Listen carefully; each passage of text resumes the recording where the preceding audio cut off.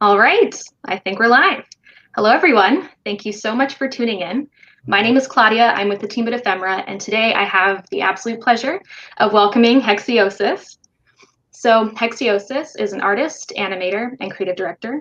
He's known for his psychedelic, geometric animated GIFs on the internet, and has worked in digital media since first becoming interested in computer art at an early age. Hexeosis was created in 2013 as a means to explore personal work and pursue ideas and techniques outside of the world of commercial design. Hexeosis has grown to over 150,000 followers on Tumblr, Instagram, Twitter, Facebook, and LO. Hexeosis has recently made the jump into the emerging world of tokenized crypto art. We're super happy to have you on board. Welcome.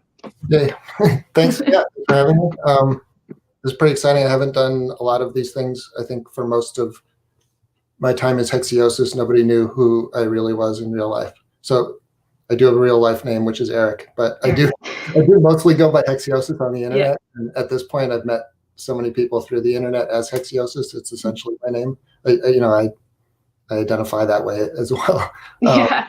Pretty fun because it's been about 7 years now, and it's just sort of absorbed into my my subconscious at this point. That's awesome. So yeah, so for today I have I had four four different sections I wanted to go through. It was I wanted to spend a little bit of time talking about some of the original ideas I had in my head when I came up with the idea of Hexeosis, like some of the techniques I was using at the time and some of the thought process that led up to that. And then from there, I wanted to go into just a little bit more about my personal history with digital art and animation. Talk a lot about coding versus animation software. I know a lot of people in crypto art and in digital art and internet art are into scripting and coding. They write code. I actually use animation software. I use After Effects a lot. I use Cinema 4D a lot, but I probably use them in ways that are somewhat different anyway. So I cover a little bit of that. And then, talk about how that, my history and use of these different tools led back to Hexeosis. And then I have a couple of maybe specific examples of some projects, not really doing a tutorial or anything like that, but I know a lot of people have asked me a lot of questions over the years about different, how do I do that technique or this thing? And so maybe I'll give away a few tips or tricks, but for the most part, I don't know. Yeah, for sure. If you have any material you want to show, I'll let you take the floor. Yeah, cool. Thanks. Perfect. Yeah, I don't really have a lot of slides. I do have props. I'm going to show some props. Oh, you can probably go back to. I don't need the other screen right now, but oh wait, there I am. Right. Oh, okay. Sorry. Looking at the wrong part. I guess we could leave the screen up there. You could. Is there a way to make me larger so I'm not like a tiny box? Yeah, that'll work. I don't have a whole ton of slides, but I do have some props I'll be sharing. So the original idea of Hexeosis, just to get into it, my thought process at the time is that I was reading a lot of science books, for some reason, and I was reading a lot about the idea that the universe probably or might go on forever and ever. Like there is actually no boundary to our universe, that if you could somehow get into a spaceship and travel in one direction, just like forever, if you somehow lived forever, you would never actually hit the end of it. And I was thinking what would that look like? Like, how do you, it's really hard as humans to visualize or even imagine the concept of infinity. Like you would have an infinite amount of space. Like how is that possible? How can you keep going?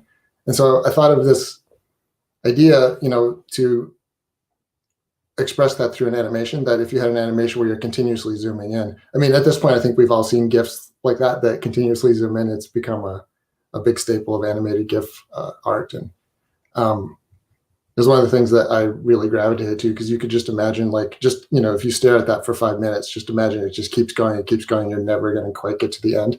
That was something I wanted to really represent. And I wanted to do it in a way that was somewhat unique or different. I wanted to try, there was, maybe on the internet at the time, other artists were doing things with zooming tunnels. I think we've all seen that, and I've probably done a million of those myself. One of the things that I wanted to experiment a lot with was, abstract, geometric shapes, to come up with something that was maybe not so representative, because a lot of the the zooming kind of art that I had seen too was like you're trying to actually make a literal shape, like an actual real life thing, and I wanted to do something that was more abstract, or more colorful, or a little bit less grounded. Maybe that way you could let your imagination run wild. And the very original Hexeosis GIF, like the very first thing that I kind of came up with was I had this insight about. I'll try to explain this with my hands. This is where I should have had a diagram, but I had this idea that you could have two grids of hexagons, and if one of them was half the size of the other one, that if you stack those and layer those on top of each other, so the some of the lines would disappear, and we could, as you zoom forward, if the larger one receded, the smaller one would come forward, and then you could kind of just keep replacing them behind each other. I'll have a visual for this later in the presentation. It'll make more sense. But anyway, so I had this idea pop into my head that I could kind of just keep swapping in new layers as they zoom forward like that. And if you zoom and fade out the top layer, that it would seem like a continuous loop. And those were the very first early experiments I did with Hexeosis. So yeah, I do have a project I can show you in After Effects later on, like how I set that up, but I'll come back to that in a minute. Because one of the things I want to talk about early on too is I use After Effects from Adobe to animate with, and I know I've gotten a lot of questions over the years. People assume I'm doing some kind of coding, like processing or writing my own software, but really what I've done is just taken After Effects and built my own toolkit out of it. Part of the way I think, I've been using After Effects so long that it's almost like second nature in a way. I was thinking of like a metaphor would be like, if you learn to play a musical instrument, like you learn to play the piano, and then you eventually get to the point where you don't have to look at the keys anymore. You don't have to think about how the actual physical piano works. You can just think in music, and then your hands will automatically play the music. And I realized maybe after 5-6 years of using After Effects, I got to the point where it's like, okay, I know all the keyboard shortcuts. I can actually think in After Effects. Like I can think of an idea. My brain automatically knows where the layer should be, where the keyframe should be. It's like absorbed into my consciousness.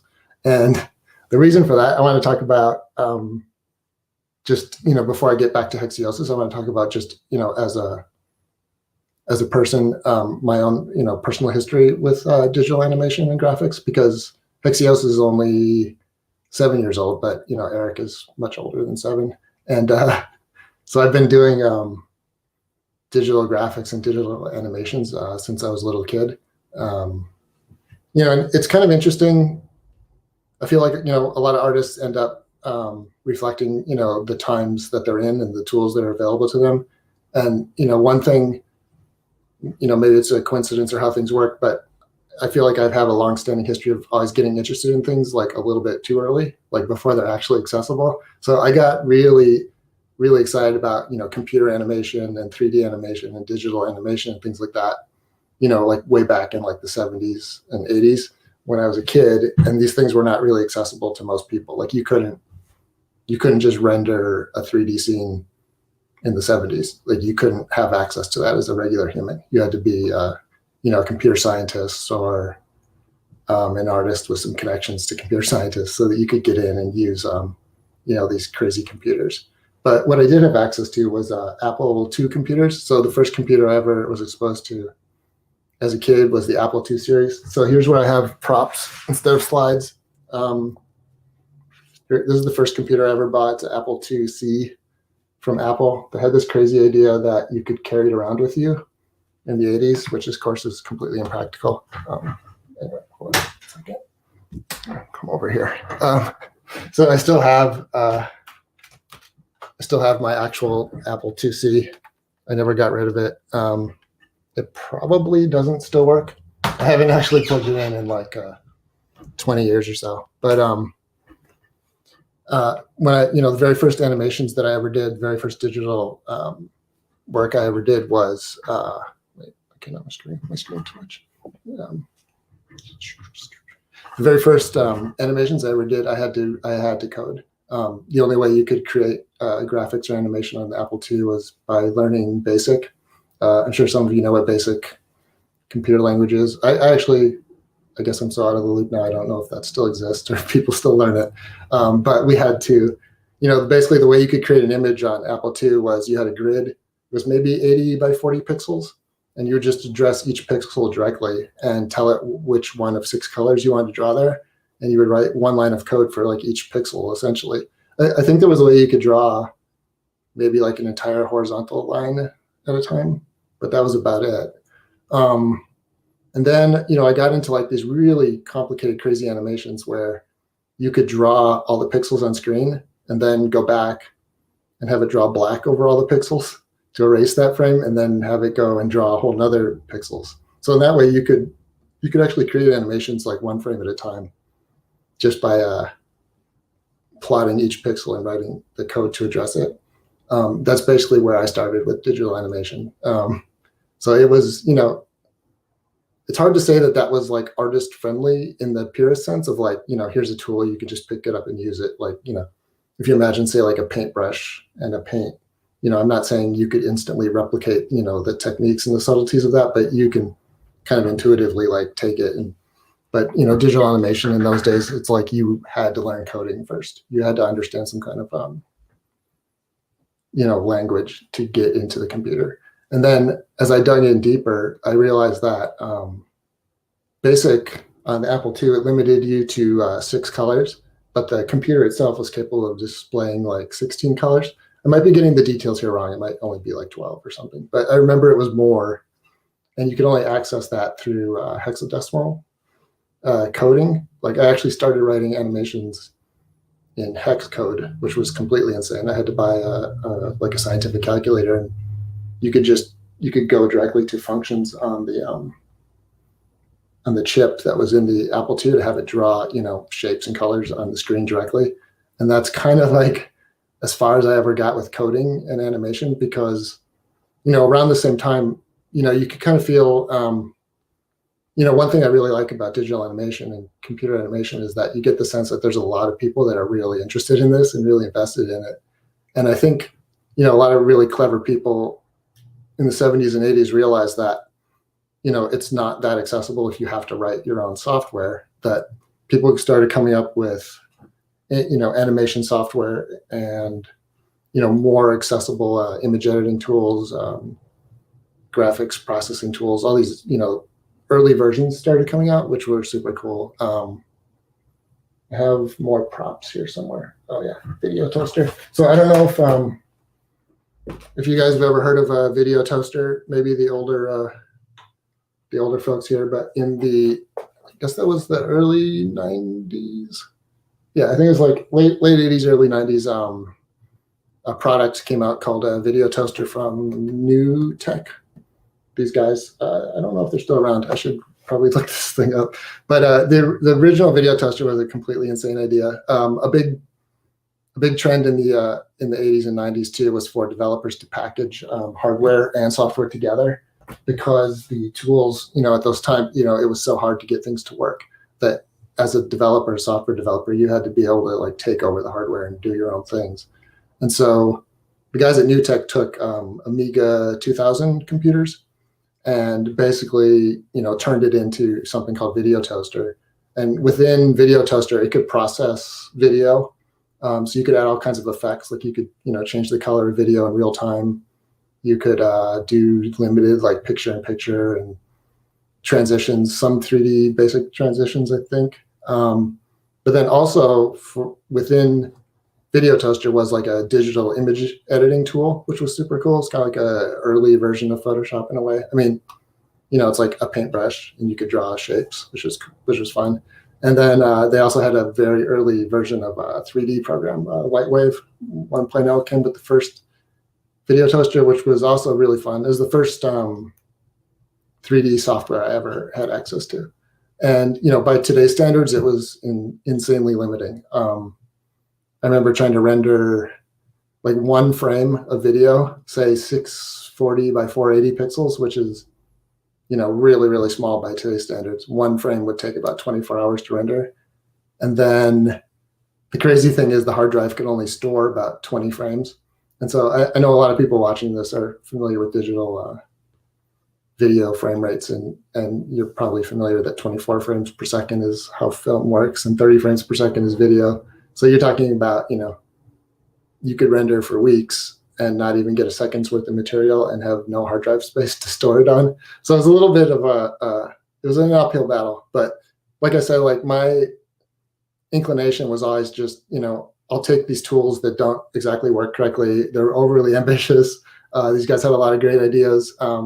If you wanted to like fully build out your whole system, it was extremely expensive. Like there were solutions to record your frames to tape. Like there was a way you would have a videotape machine and a videotape, and the computer was hooked up to it. And when it would render your frame, it would record that one frame to a video, and then go back and render the next frame, and then record the next frame to the video. And you would just piece together your entire sequence on a videotape. That's something I could never actually afford to buy, because the machine itself that you needed to record the video on, like, it was a really high-end professional video recording machine.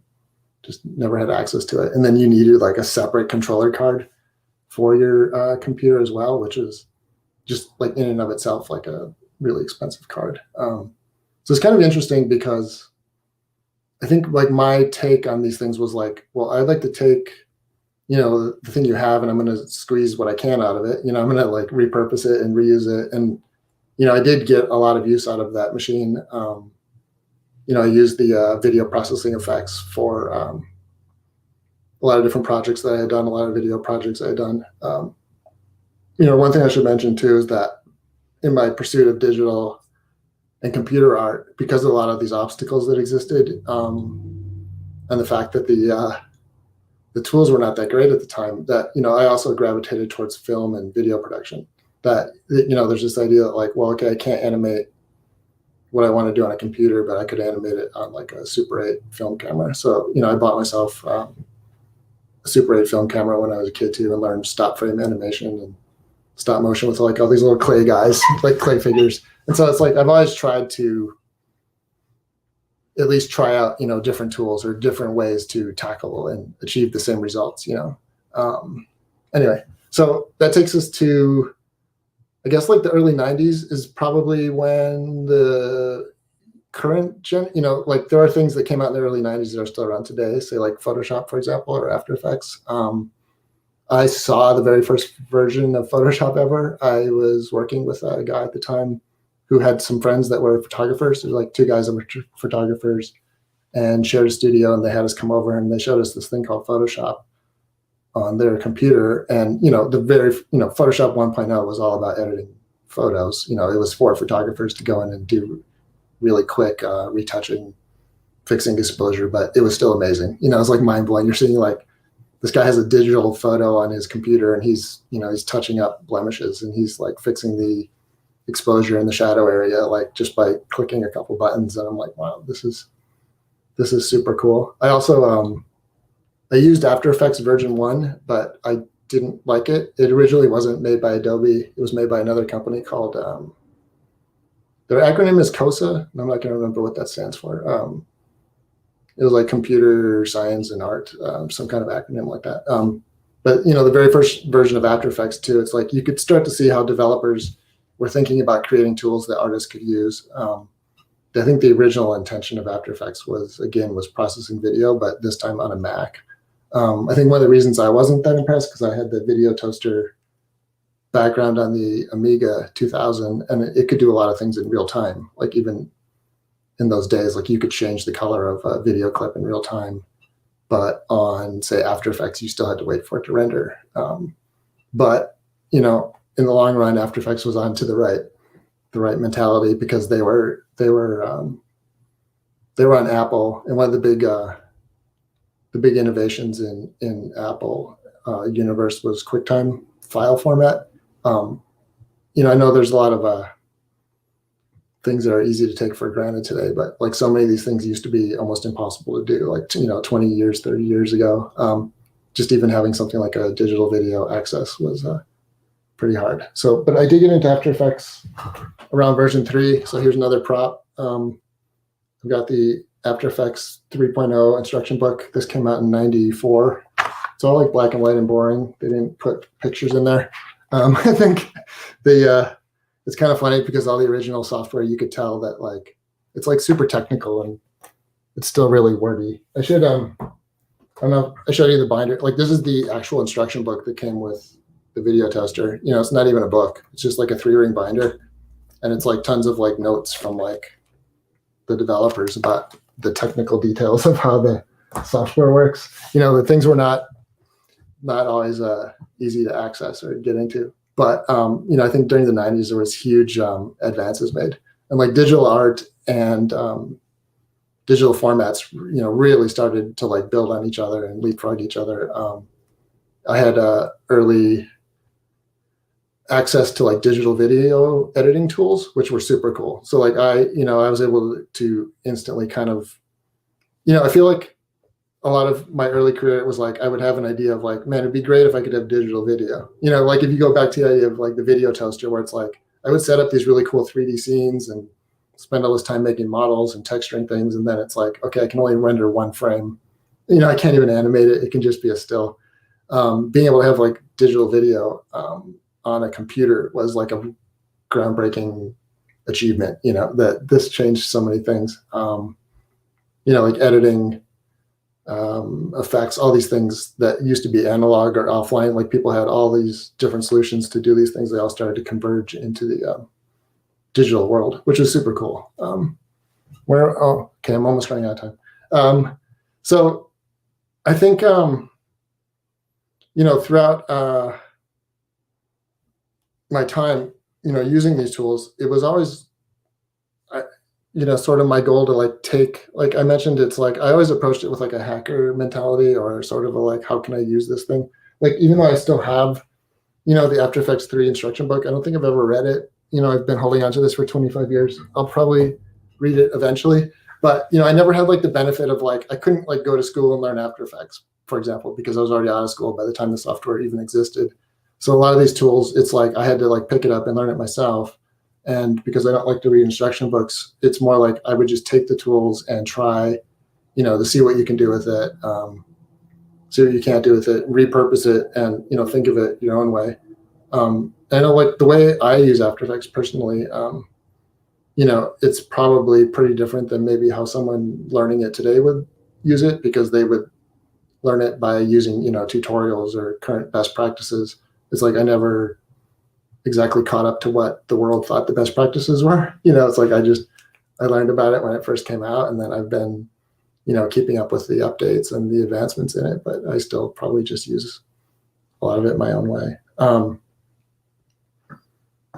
So I think, you know, to me, that leads, we go back to, you know, the Hexeosis project and kind of like where that came from is that, you know, for me, it's like I've had sort of this lifelong desire or pursuit to create, you know, digital art, to create these animations. Like I really enjoy, you know, seeing, you know, colorful shapes and colors move and animate. And it's something I've always wanted to do. And I feel like now the world is catching up, you know, technology wise, and, you know, creating this environment now where we can actually do things like this. You know, now the technology exists for artists and animators to create things, you know, and it feels like it's at the point now where it's almost like your imagination is the only limit, that the tools are so sophisticated now and so good.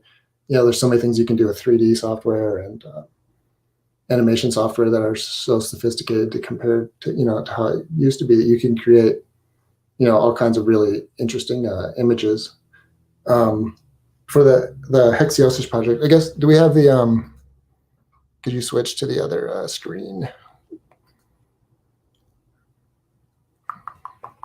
Yeah. Oh, cool. Okay. So on, you know, if you're not, I assume most people watching this are probably familiar with Hexeosis at least, but I know some of you probably are not. I do have a website if you want to check it out. It's hexeosis.com, just hexeosis.com. One of the things I did when I started Hexeosis was trying to come up with like a unique and interesting name. So I brainstormed like 20 names, and then I Googled them all, and Hexeosis had, you know, 0 hits on Google back in 2013. So I picked that as my name. It's a combination of the word hexagon and apotheosis. So if you're familiar with sorry, I'm talking way too fast. Apotheosis is the idea of elevating something to like a divine status. So I realize there's probably a lot to claim that I'm elevating the concept of a hexagon, but that was the origin of the name, at least. It was like, this is all about hexagons. That was my original sort of take on hexeosis. One of the things I noticed early on with digital art and internet art, and I know this now extends to crypto art, is the idea that having a signature style really helps. It really helps to brand yourself. I know a lot of people are resistant to the idea of branding or the concept, and I totally get that, and that makes sense too. But having like a trademark style or something that's recognizable, I think is really an advantage in digital art and crypto art, especially because of how things are shared and sent around the internet. That I don't know how exactly I pulled this off, but I did manage to come up with a style that's fairly distinctive and recognizable, and people are able to help police when people steal things and try to resell them, for example, as a counterfeit crypto art. Part of, I guess, I'm down to like the last few minutes. If anyone has any questions, you can type them in the chat and I will answer them. I see no questions at this time, so I will continue talking for the next couple minutes. I want to kind of just conclude by summarizing a little bit, my thoughts about crypto art. I see crypto art it's not a completely new thing. I see it as an evolution of internet art, and internet art is like an evolution of digital art.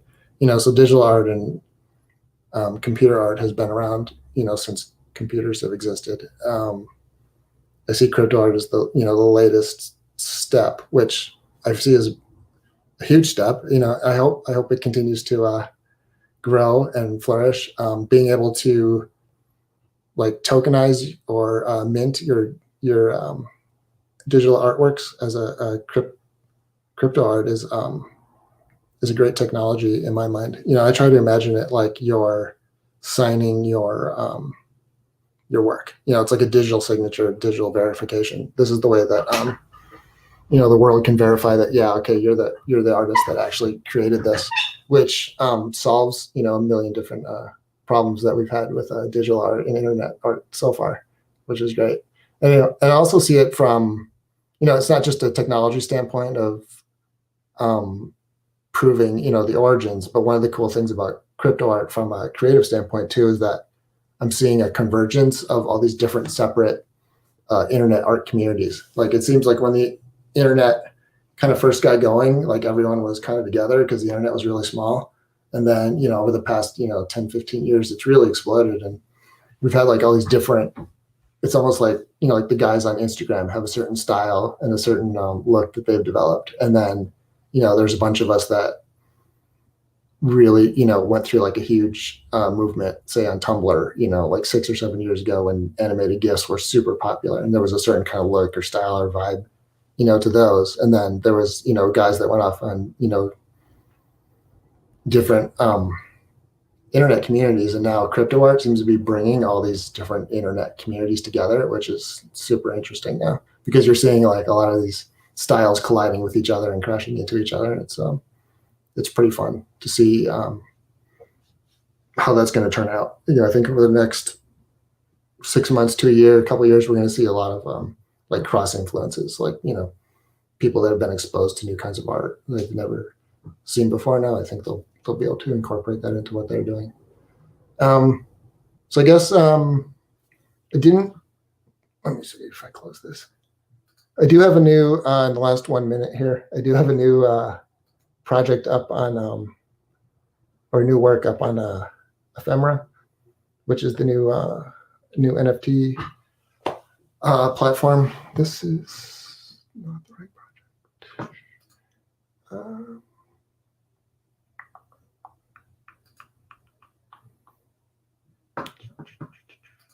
Okay, so some of you may have seen this, or there'll be links for it.